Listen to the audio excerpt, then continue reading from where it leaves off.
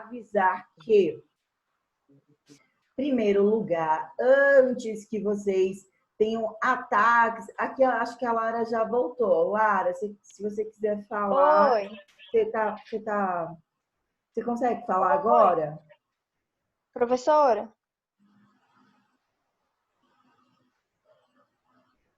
Não consigo te ouvir, Lara. Não sei se sou só eu, mas eu não escuto nada, nada, nada. Fica mudo para mim. Ok. Amores, é no meu que eu não estou escutando? Vocês não estão me ouvindo?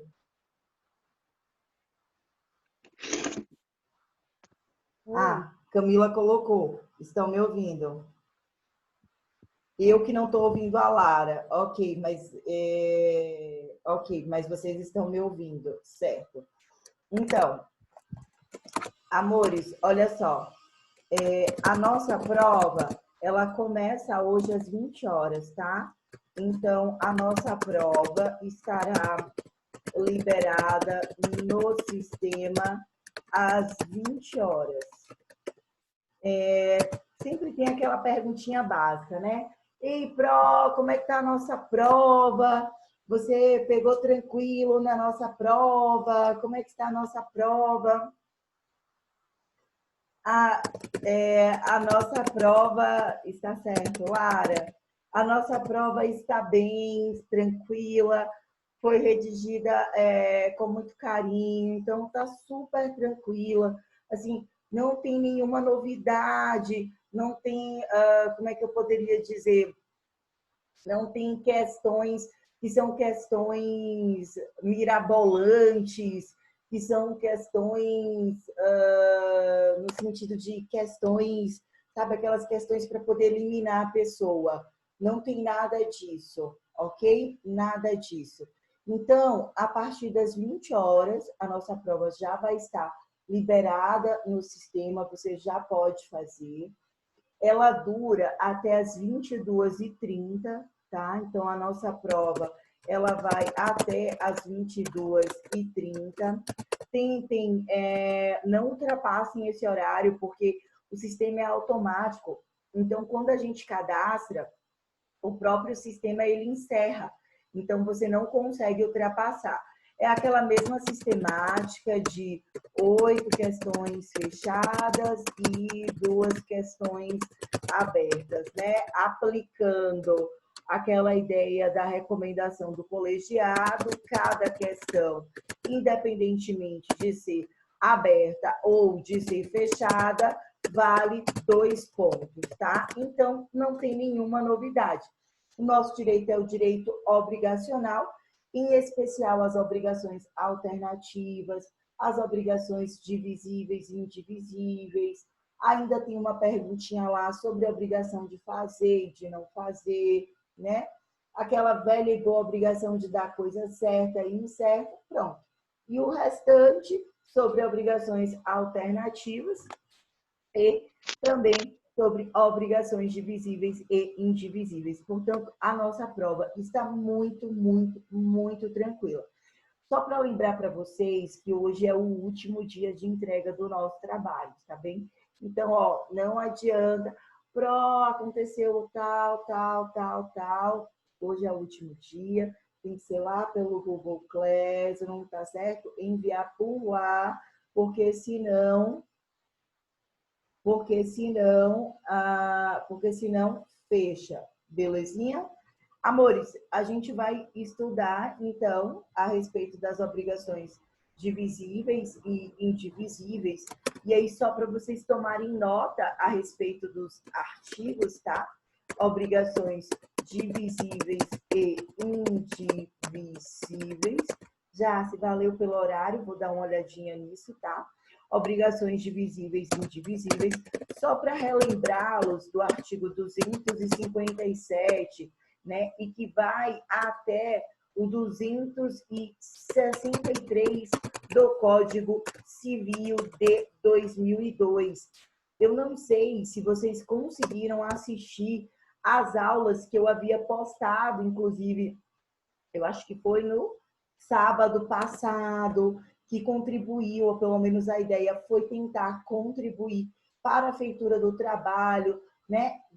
Quando a gente falou aqui, discorreu sobre as obrigações alternativas, sobre as obrigações simples, compostas, das compostas a gente foi para as alternativas, a gente foi para as sucessivas, a gente foi demonstrando uma a uma.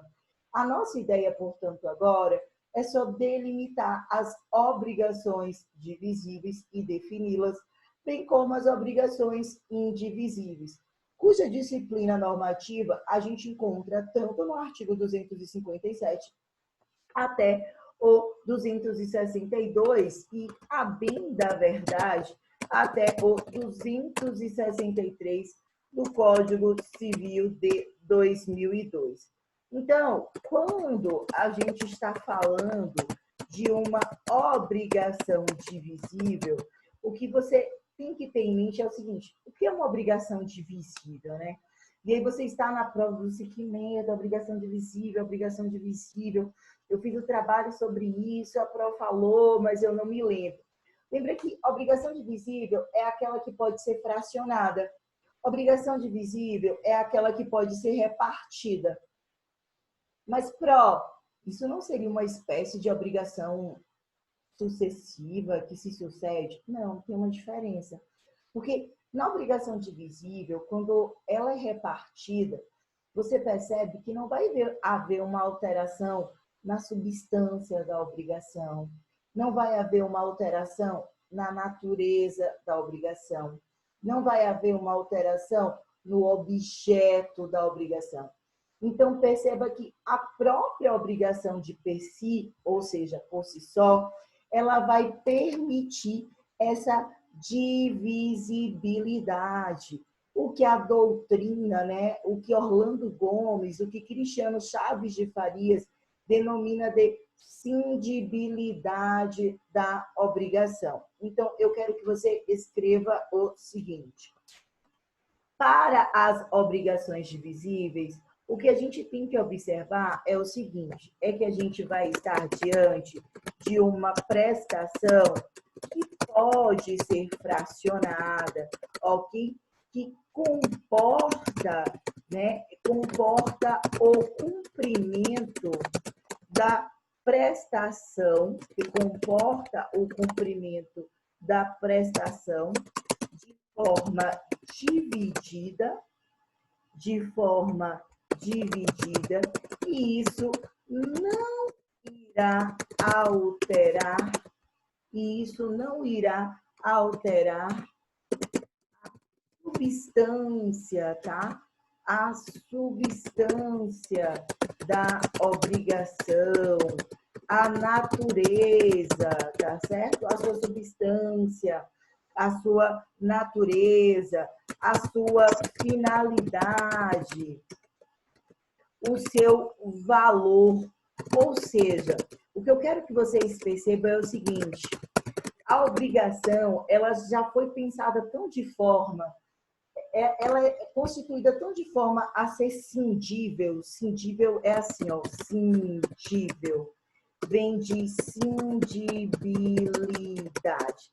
Quer dizer, ela é tão divisível, ela é tão cindível, a gente pensa tanto em uma situação de cindibilidade, que quando ela se divide ou se subdivide, ela continua sendo, ela continua se fazendo, ela continua se externalizando, ela continua se perfazendo em uma obrigação. Me dá um exemplo. 2.000 quilos, ó, 2.000 quilos kg de feijão. 2.000 quilos de feijão. Amores, eu posso entregar 2.000 quilos de feijão tudo de uma vez? Toma, 2.000 quilos de feijão. Ou eu posso entregar em várias sacas, várias saquinhas de vários quilos, por exemplo, cada um de 1 quilo, até chegar 2.000 vezes, até chegar aos 2.000 quilos de feijão. Ou seja, é uma obrigação que você observa que, por si só, ela já comporta essa própria cindibilidade. Ela já comporta essa divisão, ela já traz consigo próprio. Percebe? Tranquilo até aqui? Beleza. E quando eu pego, sei lá, 50 quilos de feijão e entrego tudo em uma sacolinha só, ou eu pego 10 sacolas com a quantidade de feijão para entregar os 50 quilos de feijão, isso não altera a circunstância do feijão, o ato do feijão, a natureza do feijão, a finalidade do feijão, a obrigação, a natureza, a característica. É a mesma quantidade, é o mesmo produto, é o mesmo objeto, é a mesma obrigação. Perceberam? Tranquilo? Ok. Agora a gente vai para outra situação. Se nós havíamos falado das obrigações divisíveis, agora a gente vai conversar sobre as obrigações indivisíveis, beleza? Obrigações indivisíveis, em particular, está prescrita no artigo 258 do Código Civil de 2002. Artigo, tomem nota, 258 do Código Civil de 2002. Obrigações indivisíveis. Bateu aquela, meu Deus, obrigação indivisível, e agora? Obrigação indivisível, e agora? O que é que eu faço? Nomenclatura. O português vai te ajudar. Se ela é indivisível, significa que não pode haver divisão.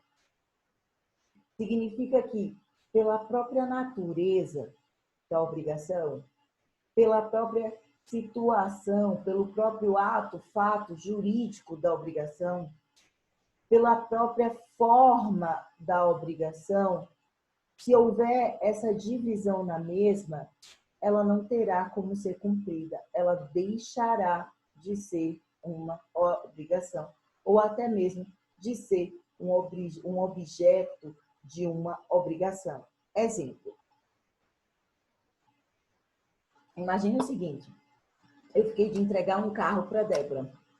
Qual é a minha obrigação? A obrigação de dar, na modalidade de entregar, toma aqui, Débora, é o carro X. Beleza. Amores, essa obrigação é uma obrigação divisível ou é uma obrigação indivisível? Claro que esse é um exemplo. Entregar o carro para Débora de uma obrigação tipicamente indivisível. Por que tipicamente indivisível? Porque se você pega o carro, você cinge no meio ou cinge uma parte, vai ser qualquer outra coisa menos o carro. Ah, Pró, mas eu posso pegar e vender no ferro velho, como peças usadas. Mas não vai ser mais o carro. O notebook quebrou. Ah, Pró, mas eu posso reutilizar as peças. Mas não vai ser mais o notebook. Não vai ser mais o celular. Não vai ser mais o animal. Ah, Pró, mas eu posso utilizar a carne do animal. Mas não vai ser mais o animal. Então, eu quero que você entenda que a obrigação divisível, o próprio objeto da natureza da obrigação, comporta essa cingibilidade. Já na obrigação indivisível, você vai colocar comigo, anote, por favor, que a prestação, isso é muito importante, a prestação tem por objeto, tá certo? A prestação tem por objeto uma coisa ou um fato, uma coisa ou um fato não suscetível, tá certo? Não suscetível de divisão, ok? Isso em virtude da sua natureza ou por motivo de ordem econômica, tá? Ou por motivo de ordem econômica, ou dada a razão de determinado negócio jurídico, ou dada a razão de determinado negócio jurídico, não importando o motivo necessariamente. Mas o que acontece é que se o objeto da obrigação for cindido, né? Se ele for dividido, a obrigação deixará de existir. Beleza? A obrigação deixará de existir. E é por isso que se diz, e é por isso que se diz que se trata de obrigação indivisível. Beleza? Por isso que a gente está diante de obrigação indivisível. Tranquilo até aqui? Então, estou na hora da prova. Como é que eu vou saber se aquela bendita daquela obrigação é divisível ou é indivisível? Simples.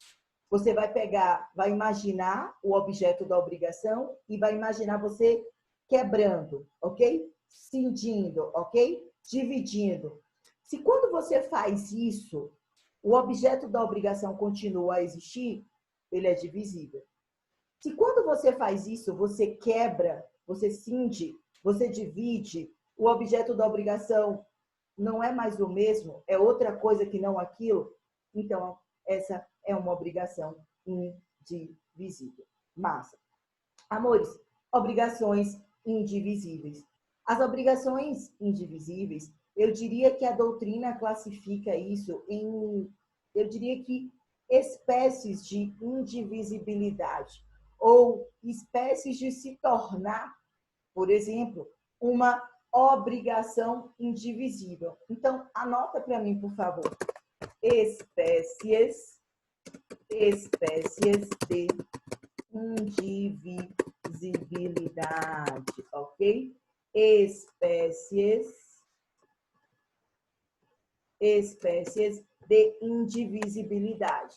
Amores, eu diria que a primeira espécie de indivisibilidade é a espécie de indivisibilidade natural. Natural, sim. Isso quer dizer que, em razão da própria natureza do objeto ou da coisa, tá certo? O que traz essa indivisibilidade é o próprio objeto, é a própria natureza, tá certo? É a própria natureza do objeto ou da coisa, né? Essa ideia saiu aqui própria. Espera, deixa eu só corrigir própria. Agora sim. Em razão da própria natureza do objeto ou da coisa. A constituição, por exemplo, desse celular. Então, você está lá com o celular. Beleza. Esse é o celular. Você deixou o celular cair, você vai... mas você ainda pode utilizar o carregador, você ainda pode utilizar a capinha, né? Você ainda pode utilizar... Como é o nome, meu povo?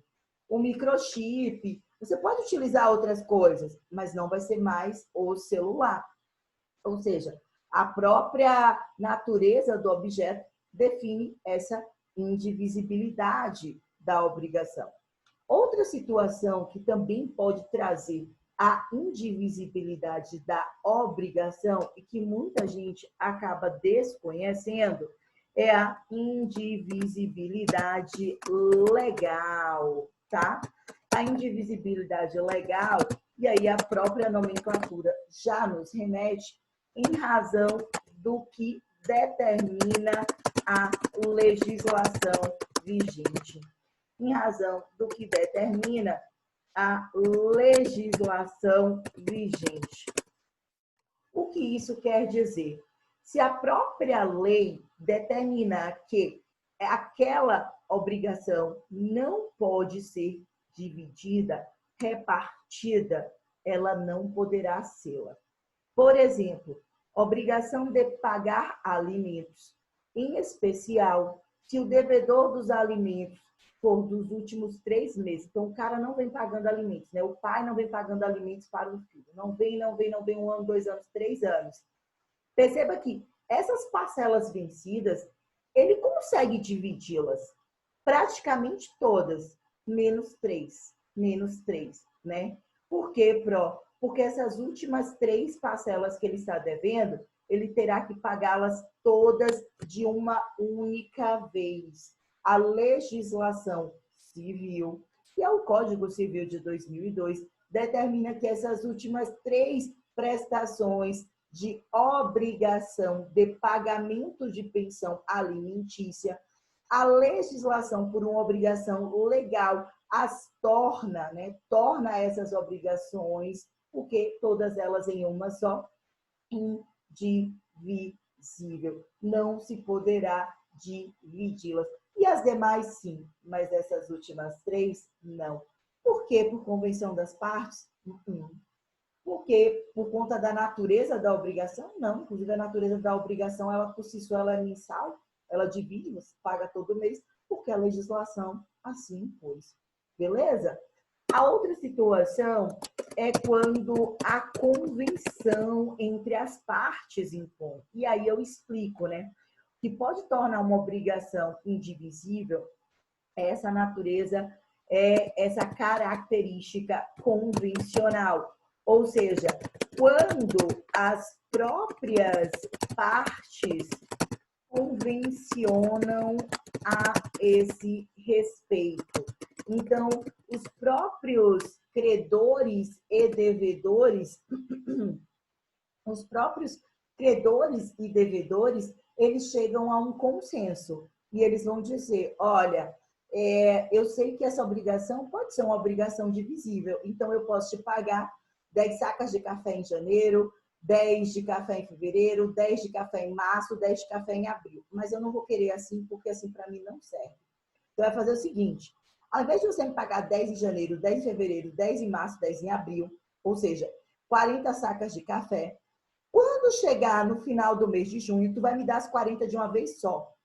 Ou seja, algo que poderia ser dividido, algo que poderia ser parcelado em quantas vezes a gente quisesse, porque nós convencionamos, ok? Porque nós acordamos, porque nós convencionamos, será paga de uma única vez. Acordo das partes, vontade das partes, faculdade das partes. Aqui eu diria que tem que haver um completo e total consenso, tá? Consenso entre credor e devedor, né? A ideia é que vai haver um consenso entre eles, né? Não é que um ganha, um perde, mas seria um acordo de vontade entre ambos, de forma razoável, de forma proporcional. A gente sabe que na prática isso é muito difícil, mas pelo menos essa é a ideia, essa é a teoria da legislação. Por isso, a última da última espécie, ok, de se tornar uma obrigação indivisível, além aquela ideia de que a própria natureza, né, da obrigação a torna indivisível, de que a legislação de forma legal a torna indivisível, de que o convencionado entre as partes, a convenção a torna indivisível, a judicial, isso mesmo. A decisão judicial, a sentença judicial também pode tornar uma obrigação que poderia ser 100% divisível em indivisível.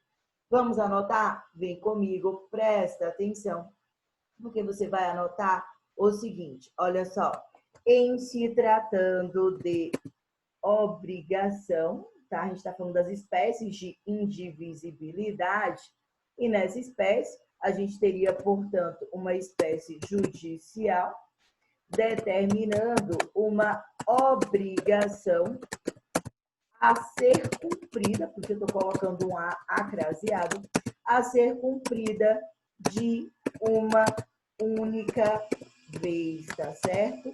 Ou em uma única vez, não permitindo que essa obrigação ela seja repartida, tá certo? Uma única, só única aqui que não foi, uma única vez. Não permitindo que essa obrigação ela seja dividida, ela seja cindida, ela seja repartida, mas não porque a lei obriga, não porque as partes entraram em um acordo, não por conta da natureza da obrigação, mas sim porque o Estado juiz assim decidiu, seja por uma sentença judicial, seja por uma decisão judicial que tem que ser cumprida por ambas as partes, gostando ou não gostando. Beleza? Tranquilo até aqui. Então, perceba, esta é a nossa base entre obrigação divisível e obrigação indivisível. Poxa, eu estou achando até tranquilo demais. E está. O que tem de mais complicado na nossa prova? Amores, não só eu diria na nossa prova, mas eu diria até que em toda e qualquer prova para o OAB e concurso público. Não é perguntar o que é uma obrigação divisível, o que é uma obrigação indivisível, sabe? Ou até mesmo a obrigação de fazer, não fazer, de dar, que vocês já estão até cansados de saber. Não. Mas quando eu estou numa obrigação divisível, né? Ou até mesmo indivisível, você pensar que existe uma pluralidade de sujeitos. Então, você pensa o seguinte, eu tenho uma obrigação a ser cumprida, mas eu tenho mais de um credor para aquela obrigação. Então, eu tenho 2 credores e eu tenho um devedor para cumprir aquela obrigação. Ou eu tenho 4 devedores para cumprir aquela obrigação em favor de um credor. Então, o que eu preciso que vocês tenham cuidado de verdade, verdadeiramente, não é quando a obrigação é de dar, de fazer, de não fazer, divisível, indivisível, alternativa, sucessiva, como a gente já viu, novação, renúncia, consignação em pagamento, transação, né? Ou seja, dação em pagamento, nada disso. Por quê? Porque você percebe que até isso está posto na lei. Sem culpa do devedor, a coisa se deteriorou, houve a perda da coisa, né? Houve a perda total, foi sem culpa do devedor, acabou a obrigação. Foi sem culpa, acabou a obrigação. Mas se foi com culpa do devedor, ele vai ter que indenizar o equivalente mais perdas e danos, né? É sempre essa ideia. Se é uma obrigação alternativa, você tem uma outra que pode ser cumprida. Quando a gente está falando de obrigação divisível e indivisível, eu quero que você parta do seguinte pressuposto para sempre conseguir resolver as equações de respostas nas nossas provas. O Código Civil, a nossa legislação brasileira, ela parte de uma presunção de igualdade, ok? Pronto, não entendi, eu te explico. Alexandre, Débora. Alexandre e Débora, vocês dois são credores, ok? Nós somos credores do que mesmo? Vocês dois são credores desse Red Bull e dessa xícara de café.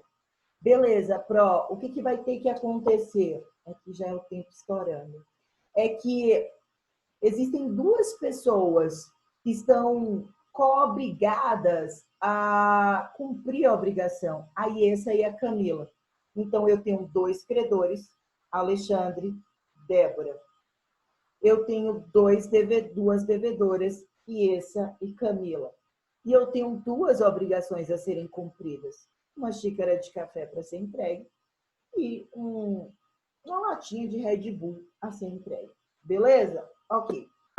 A pergunta que se faz é, amores, qual a situação que nós temos aqui? A gente está diante de uma obrigação que se pode ou que não se pode dividir?